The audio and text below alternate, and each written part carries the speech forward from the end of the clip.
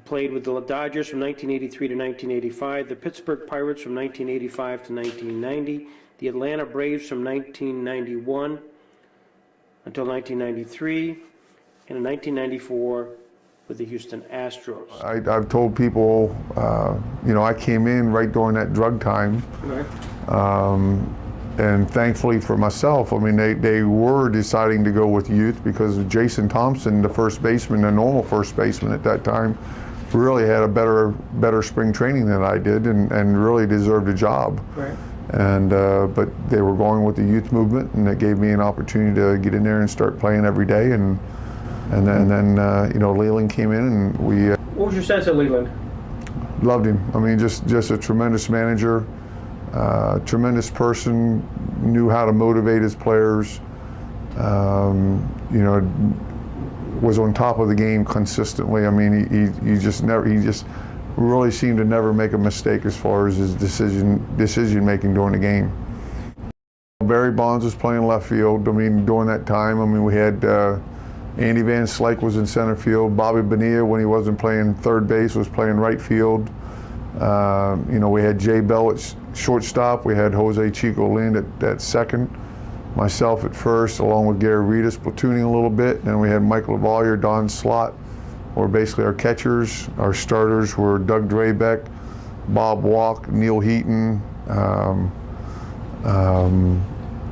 Brian Fisher. Jim Gott was our closer during that time frame, and so we had a pretty good little ball team.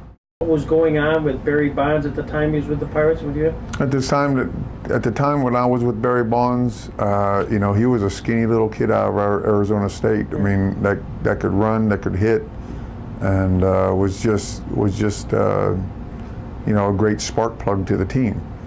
I think a lot of the other things that were taking place, didn't occur until after I was gone from him.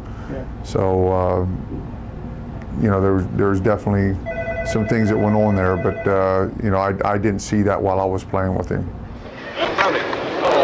Goodness gracious. Nobody's over to center field. Ladies and gentlemen, the future. God damn! That motherfucker was smoked. Wasn't it? This shit was still going. That walk fucking fucked it up. I didn't know that. My shit was on his way back to New York City. Set the scene for that game, because that's what they often see. Sid Bream, the slide. Well, Doug Drabeck had just pitched a masterful ball game. The score was 2-0 going into the last inning, and Seventh game. Seventh game of the National League Championship Series, obviously we were tied 3-3 at that point in time. The winner goes on to the World Series, and Terry Pendleton comes up in the bottom of the ninth inning and doubles down the right field line. David Justice comes up after that and hits a ground ball to Jose Chico Lind that only made 6 errors all year long, and booted a little backhand to him. And so we had first and third at that point in time. And Ronnie Gann hits a fly ball for an out, but scores a run. So we have a guy on first base with scores 2-1. I come up. Drabeck walks me on 4 straight pitches. So we have first and second with 1 out. He knew the game was over with at that point. No, just kidding. But they bring in Stan. It was 2-0 at that point. 2-1. 2-1 because they scored a sacrifice fly. Okay. And at that point in time, they bring in Stan Belinda, and he walks Damon Berryhill on a controversial third strike call. And Brian Hunter, so I'm at second base, there's 1 out, bases are loaded. Brian Hunter comes up as a pinch hitter. Broken back, little pop fly behind second base, which makes 2 outs.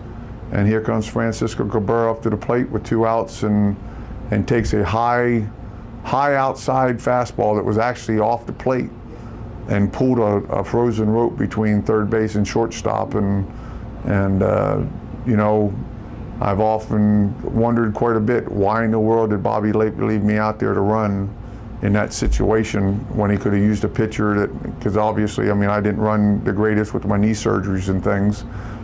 But fortunately for me, he did, and the great thing for me was there were 2 outs. I didn't have to worry about where the ball was hit. I knew Stan Belinda wasn't going to be concerned about me at second base, so I got an extra step or 2 off of the base. At the crack, I was able to take off and Fortunately for me, Barry Bonds threw the ball up the line just enough that, you know, Mike couldn't get there and put the tag on me.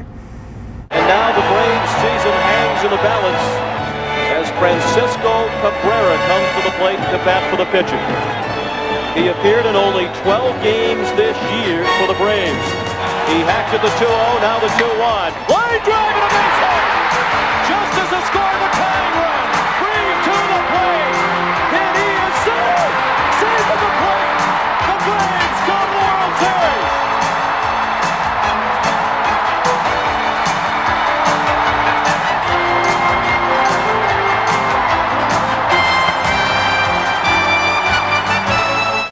Safe? Or off? The umpire said safe, and so we'll just say, oh, safe. It has been replayed over and over and over again, positively with Atlanta and, of course, with the Pirates. Yes. I mean, I still have, I have individuals as I go out and speak that let me know that I was out. I mean, and I said, well, that's up to you, but the umpire said I'm safe.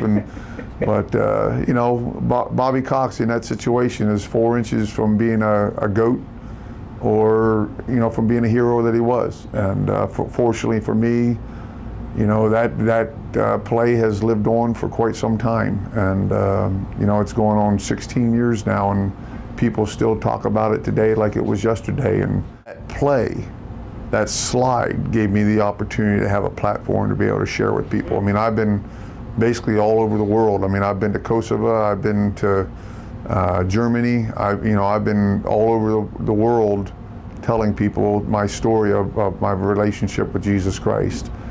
And it was only because of that play. I mean, I was, like I said before, I was not a franchise player. I was a good fit to a puzzle. And, you know, so for that, if my career would have ended without that play, you know, yes, Sid Bream had a great career. He had a wonderful career, but that play has given me the opportunity to be able to share a lot of my faith to a lot of people. I remember Wally Backman tying in San Diego, going underneath the stands and tying my shoelaces together. I remember falling on my face and getting the blunt of a lot of jokes at that point. Was the slide your highlight? The slide was, you know, probably the highlight, kind of like the overall picture highlight.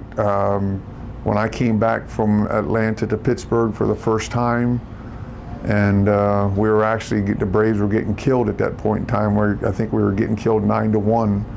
And Stan Belinda again, they put me in as a pinch hitter against him in the 9th inning. And you know, when they announced me, the people gave me a 5-minute standing ovation, you know, with knees knocking and eyes watering, and went up against Stan Belinda that threw 93, 94 miles an hour, and I hit a ball to center field that have no idea. I mean, and truthfully, to this day, have no idea how I ever hit the ball, because your functions have to be top notch whenever you're hitting. Right. And like I said, my heart was racing because of the ovation. My eyes were literally watering when he was pitching to me, and I never hit balls to center field for home runs. Right.